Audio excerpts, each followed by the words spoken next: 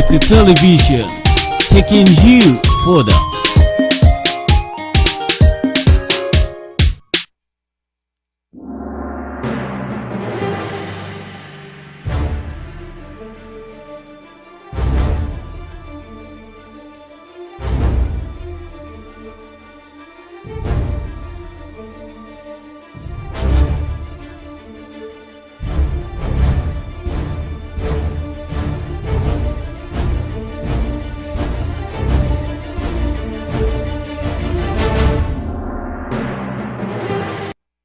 Good evening and glad to have you join us on the news at 7. I am Sunday Daramola. The federal government has released the official program of event for the 2025 Democracy Day celebration, scheduled for tomorrow. According to a statement by the Inter-Ministerial Committee on Democracy Day, this year's celebration will begin with a national broadcast by President Bola Tinubu by 7 a.m. President's address is expected to highlight the progress of the nation's democratic journey, ongoing reforms under the Renewed Hope agenda, and the government commitment to sustaining democratic values. The statement, which was signed on behalf of the Director of Information and Public Relations Abdul Karim Adeoye, also said there will be no ceremonial parade this year. However, the celebration will include two key public engagements by the President. At noon, President Tinubu is scheduled to attend a joint session of the National Assembly at the National Assembly complex. Meanwhile, the federal government has declared tomorrow as public holiday to mark the Democracy Day. Ekiti State government has revealed that a huge amount of money has been spent to provide basic infrastructure at the Agric-Olokwe in Ado-Ekiti to create a more comfortable environment for traders. At the recent market stakeholder meetings held at the Iwi Palace, Governor Yebanji noted that the move was also to discourage street trading in the state capital. BSS reporter Toba Wawala completes the story. Governor Yebanji highlighted the importance of Ado as the capital of Ekiti State, said that the vision of the forefathers who fought for the state's creation was gradually becoming realizable, considering the significance of market traders to economic development of the state. He urged the concerned market traders to align with the vision of his administration, adding that selling of goods on the roadsides was not healthy and safe for them. The governor said that a whopping sum of money had been spent to put the Agric-Olokwe markets to proper shape with the provision of necessary amenities as demanded by the traders. As a government, we don't want to use force on those that brought us to office. And I'm happy and glad today that all of us have reached a consensus on the need for the traders to move to those new markets. And they have promised to move without force. So I'm so excited that we're able to reach this consensus. By the middle of this month, they will start to move to the market. We have built the market to their taste. We met with them. They told us what they wanted done in the market. And we have done it. We have provided water, toilet, security, warehouses, parking space, and everything they have scored, we are provided. If this one is done, it's going to encourage us to do more. He unveiled government's plan to rehabilitate roads from Ojumoshe to Old Garage, First Baptist Church to Post Office area, Okenyimi to Mugbagba, Idolofin to St. Paul's, Junction, Odoado, while critical roundabouts and Fajuyi Park will be renovated for better outlooks. The area of Ado Obade Yemade Jugbe, who went down memory lane on plans to reshape Ado for a befitting status, urged the street traders to relocate to the appropriate market approved by government. Obade Jugbe said that necessary facilities had been put in place to make the markets attractive and conducive for them to sell their goods.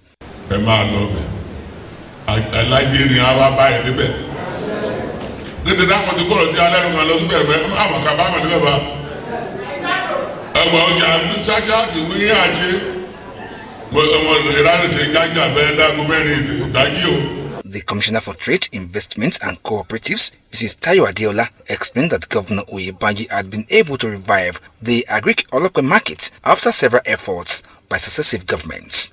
She noted that the present government had provided a warehouse in the market to safeguard their goods, with those registered to be allotted spaces. Everything is ready. We've appealed to them and they've agreed that they will move. Come 23rd of June, everyone, we shouldn't have any street traders, and enforcement will begin on that day. Hopefully, no one will run foul of the law. the President General of Market Traders, Chief Abibat Ogunjobi, and wife of the Ewi, Iyeshorun Abosede Ajejugbe, noted that Governor Oyebanji had transformed Ado-Ekiti into a business hub, calling on street traders to abide by the directive.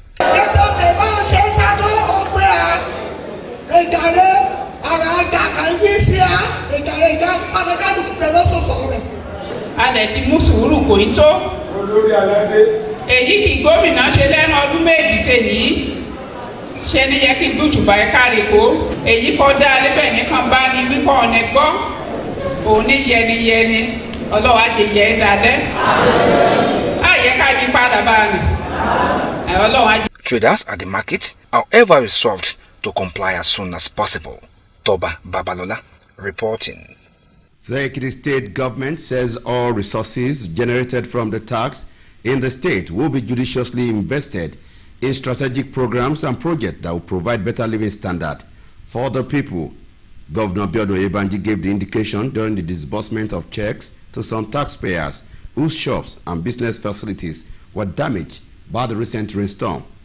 Represented by the Secretary to the State Government, Professor Abibat Adubiaro, Governor Ebanji noted that one of the ways to encourage citizens to pay tax was to show them empathy at trying time. In his remark, the chairman, Ekiti State Internal Revenue Service, Pastor Ladino Latono, explained that sustainable revenue generation flourishes in an environment where taxpayers feel supported, valued, and secure.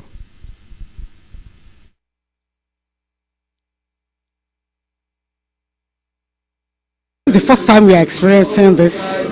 In the past, we've not had this initiative, but for us to have it this time, it shows we are having the governor that is very kind and compassionate and have the love of people at heart.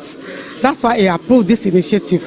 And we also appreciate the EKRS people for deeming it fit to give it back to the society. People have been giving between 200 and 400% of what they pay as their taxes. That is to say, for example, if you pay 15,000, that means you could have obtained like 45,000. Even though it's only 15,000 we have on our record that you pay. It's just to help people. Some got as much as 500,000. So it just depends on you are affected, what is your tax payment, and then we'll multiply by a percentage. The thing is that you must have gotten at least between 200 and 400% of your taxes.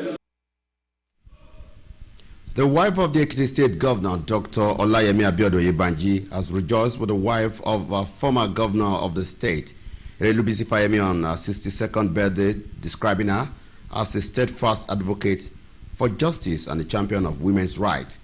Dr. Olayemi Oyebanji, in a congratulatory message, praised Erelu Fayemi for her unwavering dedication to empowering women, uplifting the underprivileged, and shaping progressive policies that have left a lasting impact on Ekiti State beyond and beyond. She prayed that God continue to grant us sound earth, wisdom, and strength. The chairman of the All Progressives Congress in Ekiti State, Mr. Shola Elesin, says the party has commenced mobilization to galvanize support for the party ahead of the 2026 governorship poll. Elesin explained that the party's action followed the release of the timetable for the Ekiti governorship election by the Independent National Electoral Commission. The party chairman, alongside Deputy Governor Kilo Amunisa Diafuye, led other party faithful with APC women leader across the senatorial district of the state to strategize on how to mobilize the women's folk ahead of the election. The APC chairman assured that the upcoming governorship primary will be handled with competence and professionalism despite the overwhelming endorsement for Governor Biodo Ebanji by various stakeholders.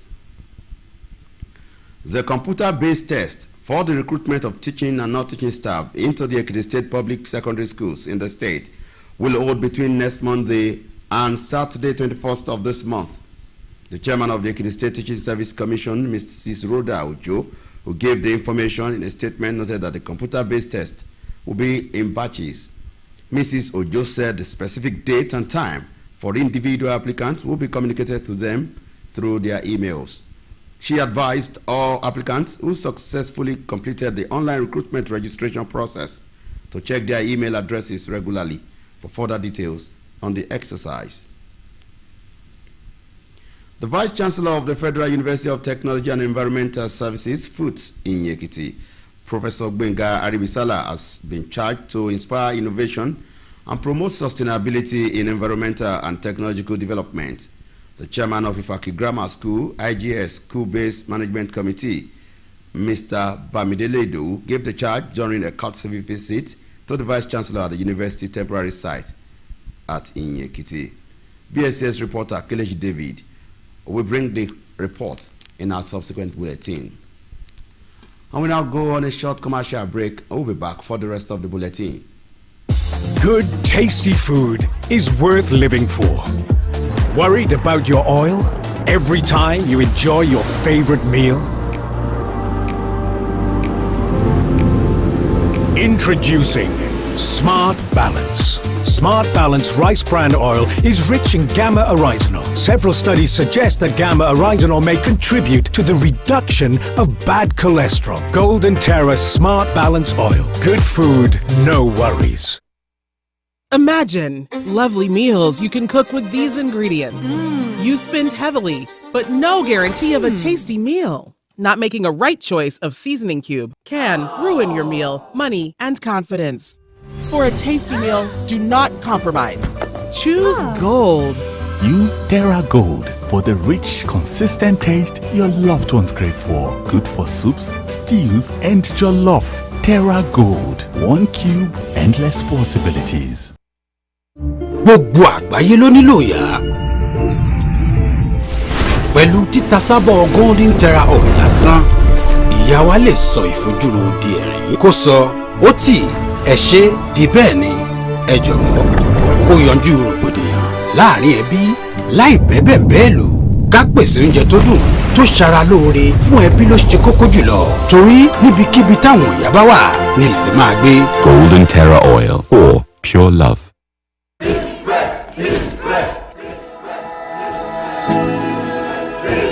Guys, food is ready.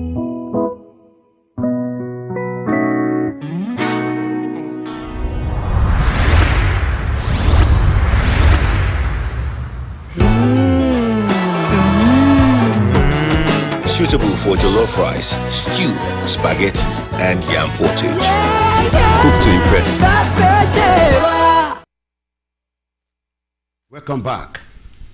The All Progressives Congress, APC, in Ondo State has dismissed claims of a division within its ranks, describing the report as baseless. In a statement in Akure, the party publicity secretary, Alex Kalejaye, said the APC remains strong and united, contrary to rumors suggesting otherwise. Kalejaye specifically denied allegations of a rift between the state party chairman, Ade Adetimei, and Governor Loki Aiyedatiwa, insisting that the relationship between the two leaders is cordial. Ogun State Commissioner for Women Affairs and Social Development, Motunrayo Adeleye, has called for increased support for the proposed constitutional amendment seeking to enhance women's representation in political leadership across Nigeria. The commissioner spoke at a town hall meeting in Abeokuta on advancing women's inclusion and representation in leadership and political processes in Nigeria. Adeleye emphasized that the advancement of women in politics is no longer optional but a national necessity for inclusive governance and sustainable development. She lamented the rejection of all women-related bills during the 9th Assembly, describing it as a major setback to gender equality. Cross River State Governor Basi Otu has signed 9 bills into law to ensure citizens' access to basic water, increase the state internally generated revenue, and address the state security challenges. Speaking during the signing ceremony in Calabar, Otu commended the legislature for its dedication and responsiveness over the past 2 years, adding that the law reflects its administration's commitment to modernize state governance and address pressing developmental needs. The Anambra State Signage and Advertisement Agency has pegged 50 million naira as the permanent fee for political parties to mount billboards and other outdoor campaign activities ahead of the 2025 governorship campaign in the state. The managing director of the agency, Tony Ujubonu, who revealed this in a press briefing, explained that the permit grants the contestant the right to deploy their campaign materials across the 21 local government areas of the state. Ojubonu called on aspiring political parties and candidates to work with Akron-registered practitioners to avoid sanctions or removals of unapproved materials. Kaduna State Governor Ubasani has charged his newly appointed commissioners and special advisors to focus on the interest of the state citizens, reminding them that they are servants of the people.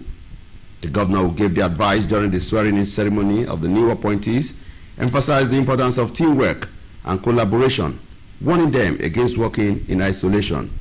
He charged them to build on these various achievements, his current administration, and leave a lasting legacy for the state. The Kano State government has inaugurated a committee to investigate the recent fire outbreak at the popular GSM market at Farm Center, leaving hundreds of traders counting losses worth millions of naira. The committee was inaugurated by the Secretary to the State Government, Alhaji Umaru Ibrahim, who represented Governor Abba Yusuf. According to him, the committee is tasked with probing both the immediate and the remote causes of the incident, assessing the extent of the damage and proposing practical measures to prevent future occurrences. The Federal Inland Revenue Service has introduced a new standard operating procedure to fix inconsistencies in tax services across its offices nationwide. The Special Advisor on Communications and Advocacy to the Executive Chairman of the service, Mr. Collins Omakaro, in a statement noted that the move aims to make tax processes clearer and more transparent for Nigerians. He said that the updated standard operating procedure was a key part of the agency's plan to improve taxpayer experience.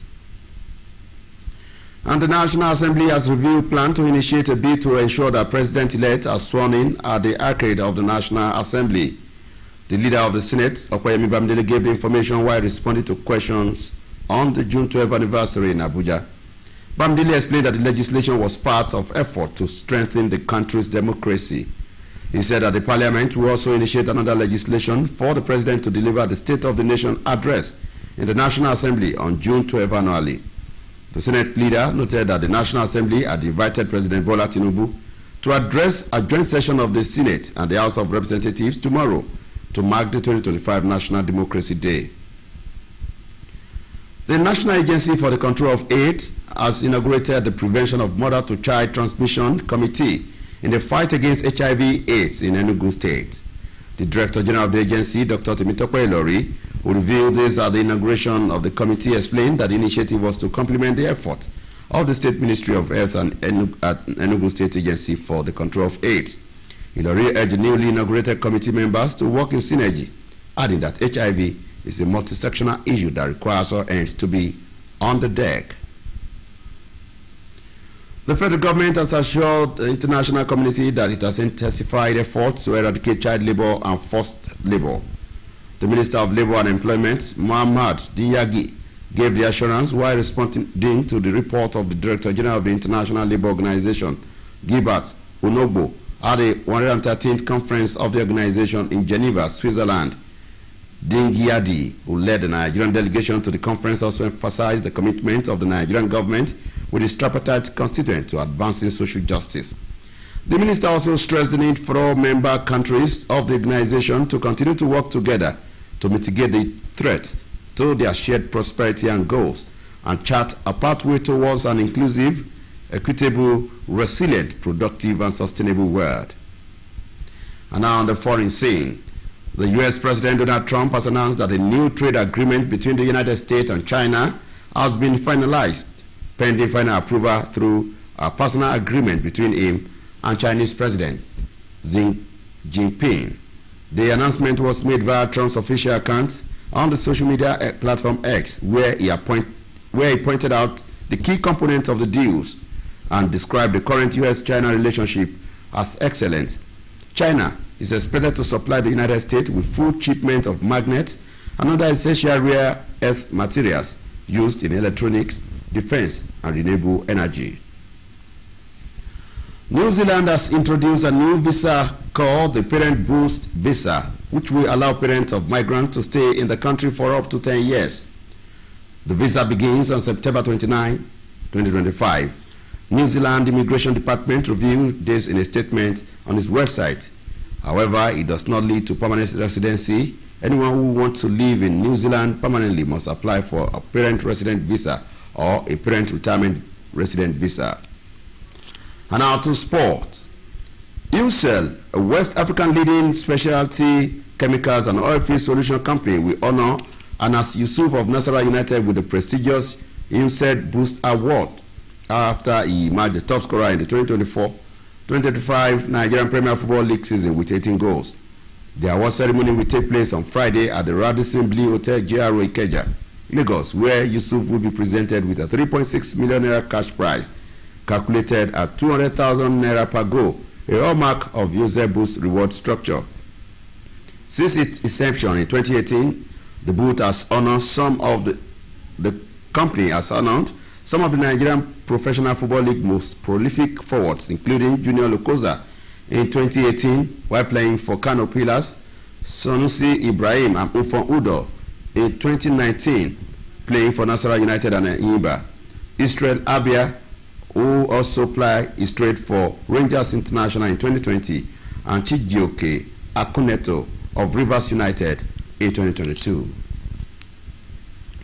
And with that, we come to the end of the news at 7. Thanks for staying tuned.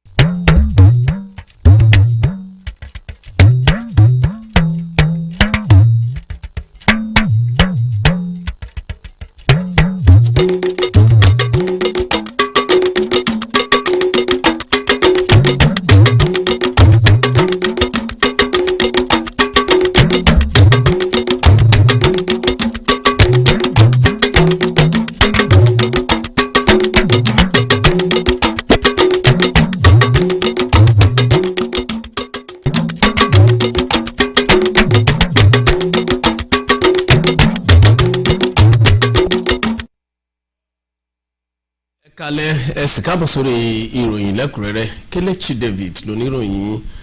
Ìjọba àpapọ̀ ti kéde àwọn ètò fún ti ayẹyẹ ọjọ́ ìjọba tiwantiwa tó fẹ́ ṣe àjọ̀dún rẹ̀ lọ́la, gẹ́gẹ́ bí àtẹ̀jáde tí àwọn ìgbìmọ̀ amúṣẹ́ṣe lórí àyájọ́ ọdún ìjọba tiwantiwa ọ̀hún fún títọ́dún yìí fi síta. Sọ pé ètò ọ̀hún yóò bẹ̀rẹ̀ níbi ààrẹ yóò ṣe bá àwọn aráàlú sọ̀rọ̀ ní aago 7 òwúrọ̀. Wọ́n ní ààrẹ Bọ́lá Tinubu ni wọ́n retí kí ó mẹ́nuba àwọn àṣeyọrí tí ìjọba rẹ̀ ti ṣe àti bí ètò ìjọba tiwantiwa ti ṣe ìrànwọ́ fún ìdàgbàsókè orílẹ̀-èdè yìí àti ipa tí ètò ìrètí ọ̀tun tí ìjọba tó wà lóde yìí ti ní fún ìmúdúró ètò ìjọba tiwantiwa. Àtijáde náà léyìí tí wọ́n bọwọ́ lórúkọ adarí fún ètò ìròyìn àti lukoro Abdulhakeem Adéoyè tún sọ pé kò ní sí ètò yíyan fanda bí ológun ní títọ́dún yìí, àmọ́ tí ààrẹ yóò kópa nínú àwọn ètò pàtàkì kan láago 12 ọ̀sán. Ààrẹ Tinubu ni wọ́n retí kí ó kópa nínú ètò ìjókòólé àpapọ̀ tí ilé-ìgbìmọ̀ aṣòfin àpapọ̀ ilé-ìgbìmọ̀ aṣòfin ọ̀hún. Bákan náà ni ìjọba àpapọ̀ ti kéde ọlá gẹ́gẹ́ bí ààyè ìsinmi lẹ́nu iṣẹ́ láti fi ṣe àjọyọ̀ ọdún ìjọba tiwantiwa. Ìjọba ìpínlẹ̀ Èkìtì ti sọ wípé wọ́n ti ná òbítíbitì owó láti fi ṣe àtúnṣe àti láti pèsè àwọn amúlùdùn ní ọjà àgíríkì ọlọ́pẹ́ nílùú Adó Èkìtì láti lè pèsè àyíká tí ó rọrùn fún àwọn oníṣòwò.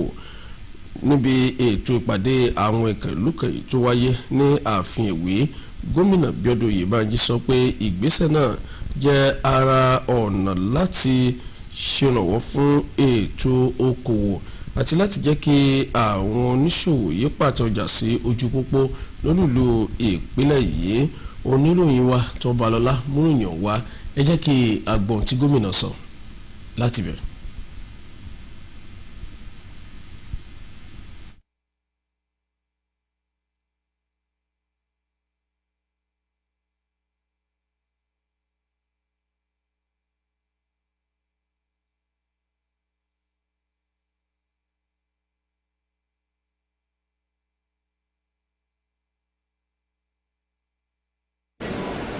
láti gbà yọ̀ tún náà àlọ́ bẹ̀rẹ̀ ṣé ẹ mọ̀ pé owó yín ló fi kọ́ ọjà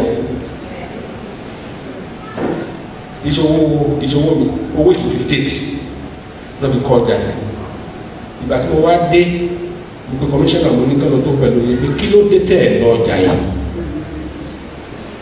ẹ̀dẹ̀ ní pé ẹ̀ lọ nítorí pé wọn parí ẹ̀ kò sí náà kò sómi kò sí warehouse kò sí security kò sọ́nà òjò máa ń ẹ̀rọ ṣe máa ń wà mẹ́ if I'm right mo ní pé tá a bá ṣe gbogbo kí ní ìwé ṣe ẹ máa lọ ẹlẹ́ ẹ máa lọ mo ní kí wọ́n lọ cost ìdí ní ẹ wá after today's meeting tí bàbá dẹ̀ ti pa láṣẹ wípé kẹ kúrò báyìí àṣẹ kábíyèsí yẹn a máa enforce ẹ lọ.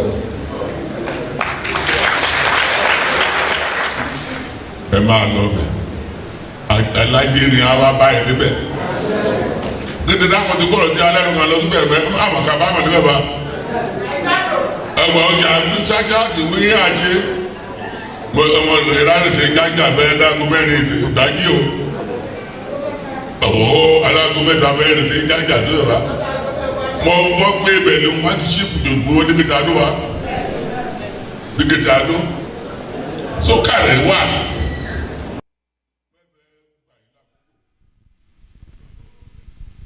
ìjọba ìpínlẹ̀ Èkìtì ti sọ wípé gbogbo àwọn owó tí wọ́n bá rí ní ètò gbígba owó orí nípínlẹ̀ yìí ni wọ́n yóò ná sọ́nà tó dára àti àwọn àkànṣiṣẹ́ lẹ́yìn tí yóò ṣèrànwọ́ ìgbé ayé rẹ̀ fún àwọn èèyàn ìpínlẹ̀ yìí. Gómìnà Oyèbánjí ló sọ̀rọ̀ náà nígbà tí ó fi ń pín sọ̀wédowó fún àwọn kan tí wọ́n sanwó orí èyí tí ó jẹ́ pé ìjì òjò tí ó rọ̀ láìpẹ́ ìṣe àkóbá fún àwọn ṣọ́ọ̀bù wọn ní ìpínlẹ̀ yìí. Gómìnà Oyèbánjí tí akọ̀wé ìjọba ìpínlẹ̀ yìí ọ̀jọ̀gbọ́n Abibat Adubiaro ṣojú fún sọ pé ìgbésẹ̀ ọ̀hún ló jẹ́ ara ọ̀nà láti ṣe móríyá fún àwọn tí wọ́n sanwó orí fún àwọn aráàlú láti máa sanwó orí wọn déédéé àti láti rí wípé wọ́n kópa nínú ìdàgbàsókè ìpínlẹ̀ yìí. Nínú ọ̀rọ̀ rẹ̀ alága àjọ tó ń rí sọ̀rọ̀ owó tó wọlé lábẹ́lé nípínlẹ̀ yìí pásítọ̀ Ọláníran Ọlátọ̀nà ṣàlàyé pé ètò ìmúdúró rẹ̀ lẹ́ka ti owó tó wọlé lábẹ́lé ní láti pèsè àyíká níbi tí àwọn tó jẹ́ pé wọ́n sanwó orí yóò ti nífẹ̀ẹ́ láti kópa nínú ètò sísan owó orí. Ìyàwó gómìnà ìpínlẹ̀ Èkìtì ọ̀mọ̀wé Ọláyẹmí Abíọ́dún Oyèbánjí ti ké ìyàwó gómìnà ìpínlẹ̀ yìí tẹ́lẹ̀ Erelu Bísí Fáyẹmí fún ti ayẹyẹ ọdún kejìléní ọgọ́ta ọjọ́ ìbí rẹ̀ léyìí tí ó ti júwe rẹ̀ bí ẹni tí ó jẹ́ agbẹnusọ àtajàfẹ́tọ̀ọ́ ọmọ ènìyàn àti àwọn obìnrin. Ọ̀mọ̀wé Abíọ́dún Oyèbánjí nínú iṣẹ́ ẹ̀kú oríire tí ó rán sí Erelu Bísí Fáyẹmí ni ó ti yòǹbo rẹ̀ fún ìfarajì rẹ̀ sí ètò ìrónilágbára àwọn obìnrin àti jíjàfẹ́tọ̀ọ́ àwọn tó kù díẹ̀ káàtó fún láwùjọ léyìí tí ó ní ó ti nípa rere láyé ìpínlẹ̀ Èkìtì àti káàkiri àgbáyé. Ọ̀mọ̀wé Abíọ́dún Oyèbánjí wá yòǹbo ipa Erelu Fáyẹmí tí ó ti kó nínú ètò ìdájọ́ òdodo ní pàtàkì gbígbógun ti ìfìyàjẹni àti ṣíṣe ìgbélárugẹ àwọn ètò tí ó fàyè gba mùtúmùwà nípa ti ètò gbígbógun ti ìfìyàjẹni. Wọ́n gbàdúrà kí Ọlọ́run túbọ̀ lọ́ra ẹ̀mí rẹ̀ pẹ̀lú ìlera pípé, ọgbọ́n àti alága ẹgbẹ́ òṣèlú All Progressives Congress APC nípínlẹ̀ Èkìtì ọ̀gbẹ́ni Ṣọlá Ẹlẹ́ṣin ti sọ wípé ẹgbẹ́ òṣèlú náà ti bẹ̀rẹ̀ ètò ìtanijí láti béèrè fún àtìlẹ́yìn fún ẹgbẹ́ òṣèlú náà ṣáájú ètò ìdìbò gómìnà tí yóò wáyé ní ọdún tó ń bọ̀.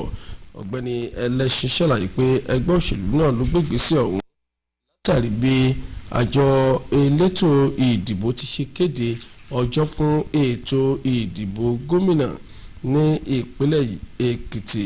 Alága ẹgbẹ́ òṣèlú náà tí ó pẹ̀lú igbákejì gómìnà ìpínlẹ̀ yìí Ọ̀kìlú Àmúnisádé Afúyẹ́, àwọn aṣáájú lẹ́gbẹ́ òṣèlú náà ṣèpàdé pẹ̀lú àwọn aṣáájú obìnrin ẹgbẹ́ òṣèlú APC ní gbogbo ẹkùn ìdìbò mẹ́tẹ̀ẹ̀ta tó wà nípínlẹ̀ yìí lórí bí wọn yóò ṣe ìtanijí àti béèrè àtìlẹ́yìn fún àwọn obìnrin fún ètò ìdìbò náà.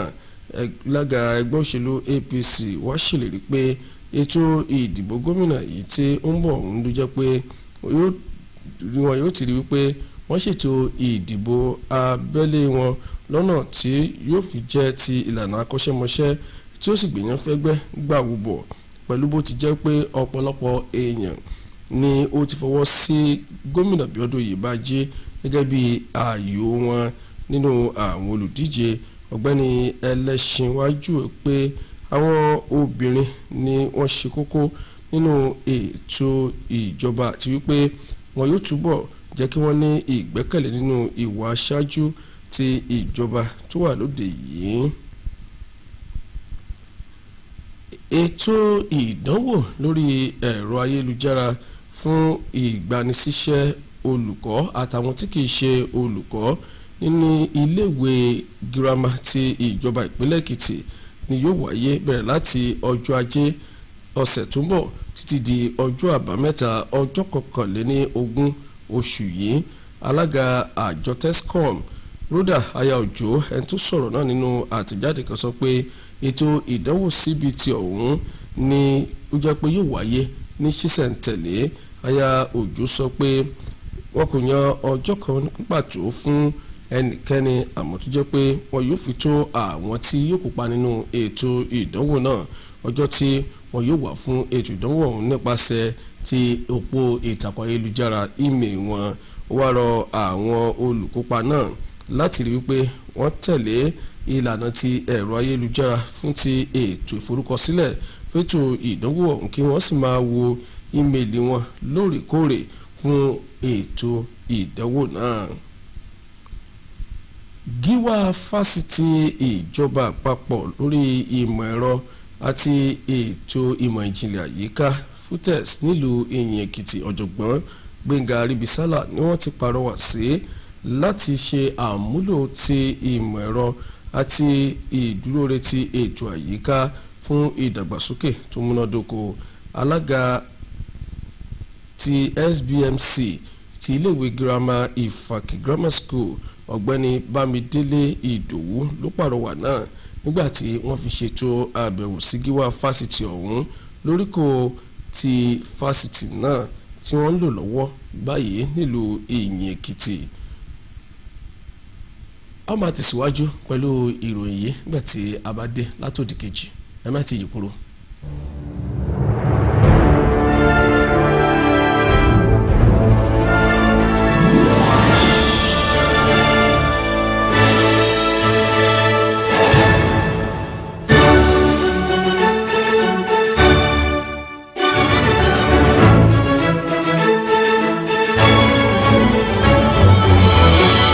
Cube ṣí ayọ̀ tú ìtọ́wò adùn sílẹ̀.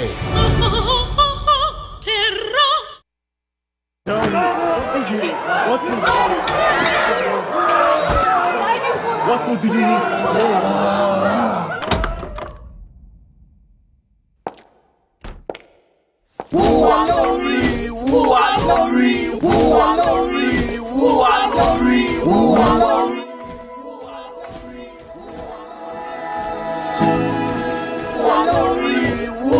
Ẹ̀yin tèmi, oúnjẹ ti délẹ̀ o.